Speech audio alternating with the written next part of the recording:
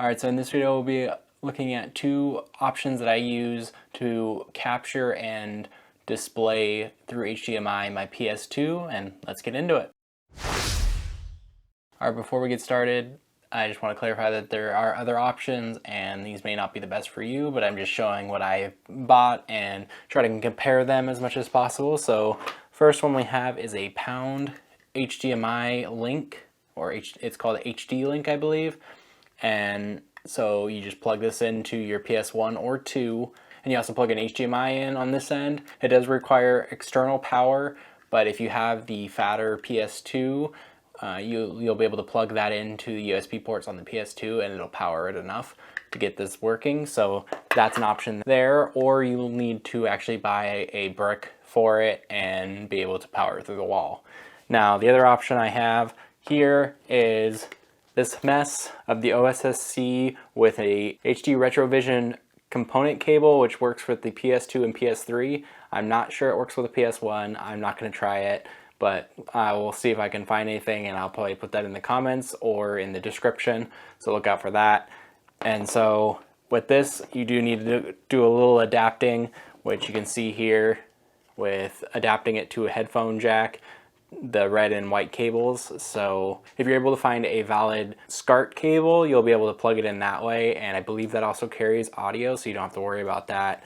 And that's probably the cleaner version, but I couldn't find a in-stock PS2 North America SCART cable, so those are kind of rare. SCART cables in general for the United States, I think, seem to be very rare. I haven't been able to find any that are actually good and available, so I'll keep out an eye on those. And so like I said before, these may not be the best solutions, but this is what I bought. I originally bought the pound cable just to get it to work, and then I've recently bought the OSSC, and so this is probably the over the top or the more enthusiast level gear because of how much it is worth and all the stuff you need besides just the OSSC. So in a second, I'm going to show you guys some little previews of game captures that I've got through both of these, and we'll talk about them. But just want to note first, I haven't set up any type of profiles for the OSSC. You're seeing what's out of the box. I haven't touched any of the settings. I just wanted to do it out of the box since that's how the pound cable is. You just plug it in and go. So I thought I'd leave the OSSC for that way as well. And I plan on going through and working with some profiles and trying to get those to work. So I don't know if I'll find one for PS2 specifically or for any games on there, but I do plan on looking into that, and you'll probably find a video later on the channel around that. Alright, so now we can go ahead and dive into some of the comparisons that I've ran through. I only ran through about 4 games. I didn't want to do too many, make this video too long or anything like that. I didn't really go into a lot of depth on comparing pixel by pixel, but I just want to give my brief opinion on what I think about each one of them on PS2 as well as each game. So I'll try to put the name of which one I used to capture the footage as it shows up. So let's go ahead and jump into Final Fantasy X, one of my favorite games on the PS2. So as you can see, I think that for the most part, the OSSC is the better user experience. It is more complicated if you wanted to fine tune it, but I think that for this game specifically, it'll be a very good option as you can just plug it in and you run it, and it looks really good. It's kind of brighter than the pound cable is, as well as it's not as overly saturated as the pound cable, where your brightness is like turned down really low and then they saturated the image, which means that like the colors look somewhat better, but then you look at the OSSC, or if you plugged into a CRT, you would see that it's not really true to what it's supposed to be. It just is overdoing the image. So that's probably just an oversimplification of what oversaturated means, but the idea is that it does look better through the OSSC, and you can see that through RN and the smoke and fire in the background, where the reds don't really look like they should. They look kind of like blown out or more saturated than they should be. And so that's my thoughts on Final Fantasy X. For the most part, it just looks better on the OSSC, and it does look like you'd have to bring up the brightness quite a bit for the pound cable, which may or may not be good since you have to do that per game. You'd have to change your TV settings or some other way of doing it if you're trying to capture the game. So let's go ahead and jump into GTA Vice City, and as you can see, for the most part, the OSSC works again. I do find that the HUD on the Pound HD link looks a lot better than the OSSC does, as it looks a lot clearer and it kind of sharpens it, and that's just a regular thing that you see with the HD link that I don't really like in some games, but I like in other ones, where it over sharpens the image and you don't get those jagged edges, which in some of them look great, like this one that you're seeing right now. With GTA, the HUD looks really nice, but the rest of it kind of looks bad, especially with the coloring, and so it kind of looks like a pink, and then the sunset's giving an orange, so it's like a pinkish orange, whereas you would just see more of a lighter orange, which I didn't capture through the OSSC, but you can see that difference, that the ground is just pink for some reason on the sidewalk on GTA. And I think that you could actually get the OSSC to actually look better in GTA or other games. Like I said before, if you made profiles and try to dial in the settings a little bit, you probably can find a good middle ground on that sharpness that the HD link actually gives, and you might be able to find a better way of doing that through the OSSC. And so the next game is Max Payne, the original one, which I don't think I ever played, but that's off topic. I played the second one, I don't think I played the first one. And so you can see that the loading screen on the Pound cable or the HD link actually looks slightly better than the OSSC in my opinion. I prefer the look of the OSSC, but I think that the HD link does look sharper and nicer, but I understand that it's a PS2 game, so you don't want it to look unnatural for a PS2 game. Let me know down in the comments if you understand that or if you guys agree with that, but that's up to you guys to make that decision. But I also find that the Pound cable, again, is messing up the colors on Max Payne's face on the start screen, as well as some other parts in there, and when the helicopter flies over in the scene at the beginning, it's kind of dark. So it seems like it's a pattern with HD link that it darkens things, it changes reds quite a bit, as well as over sharpens a lot of text, and maybe it's the rendered text versus the pre-compiled text or like image text that they load in. I'm not 100% sure, but that's what it seems like. As when we went into Star Ocean, their map at the bottom of Star Ocean seemed to be a lot clearer on the OSSC than it did on the HD link.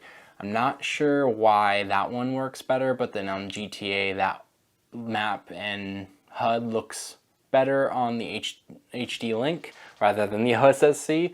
So if you guys have any videos that I can watch on exactly why, that'd be great if you leave those down in the comments. But then going back to Star Ocean, the N on the compass seems to be not sharpened at all, but on the Pound it looks sharper.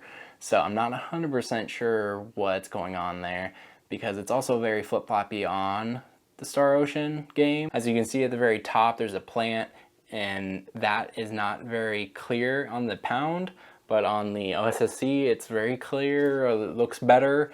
So there are some weird inconsistencies with both of them, but I think overall the OSSC is better in trying to preserve the image that the PS2 has, but putting it into a upscaled 1080p HDMI standard. And of course the OSSC can be dialed in to look better. Now let's go into the reason why most people will probably choose the Pound, and it's the cost. So the cost, this Pound cable right here, $30. Easy, one-time fee, $30, right? Then you have the OSSC. This, just the body itself and the power cord that comes with it, is $200. Now, that's not including this cable that is $30 just for the PS2, PS3 games. Now, yes, Pound, you also have to buy one for different consoles. You'll also have to buy more cables from HD Retrovision or other companies to get that to work with this, and it's more inconsistent than if you just buy a plug and play like Pound. So I do understand why people would buy the Pound system and be fine, because if you're playing it at home and you're not streaming it, or if you're not trying to record it and compare and get the best image out of it, then the Pound stuff and other like plug and play cables, they'll be great for you. And if you want to pick up any of this down below, I will leave links down there to where I bought them from, as the OSSC is very counterfeited. So you want to make sure to buy it from a trusted source. And I bought this one from a trusted source that I got from other videos and from other YouTubers' recommendations. Look down in the description for the link to this guy, as well as the HD Retrovision cable that I bought from Castlemania Games. And the Pound, I believe, is also available through Castlemania, or it's on Amazon. I believe I bought mine on Amazon, but I'll see if it's available on Castlemania, and you can pick it up there as well. And you can use the HD Retrovision cables with a different display, as long as the display has component inputs. Most of my displays don't have component inputs anymore, and a lot of ones are phasing them out. So if you have a slightly older TV, that will probably work with it.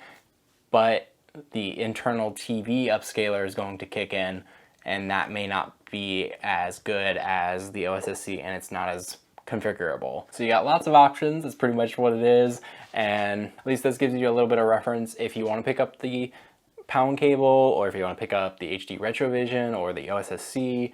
All of those are linked down in the description. And so let me know down in the comments what you guys think about the comparisons I've made, as well as if you guys want to see any more from different cables. I would love to run through a lot more of them and compare maybe the Pound or the OSSC with other cables that you can buy on the market, as well as maybe finding some other cables that I can hook up to the OSSC and see how they compare with just running it through OSSC through the HD Retrovision cables, and maybe a SCART cable, and compare those two. Let me know down in the comments if you guys want to see that, and I'll try to find maybe a SCART cable for PS2 and be able to do that. I do plan on buying the other HD Retrovision cables for like the SNES and Genesis and all the other adapters and stuff, and trying to progress through that process and seeing how they look versus the SCART alternatives, which I also need to find better examples for. I have one for the Genesis, but it was a $10 Amazon one, and I bought that because I want to compare it to one that I find that is better, to try to see the difference and show you guys the difference. But again, YouTube kind of compresses the stuff too, so unless it's a drastic difference like the Pound versus the OSSC, it's a little harder to show since of the compression on YouTube. And I want to make sure I covered it. If you can pay for it, the OSSC is the better option, but the Pound cable is suitable and great if you just want to plug in your PS2 into a HDMI and you don't care too much about the little nitty-gritties.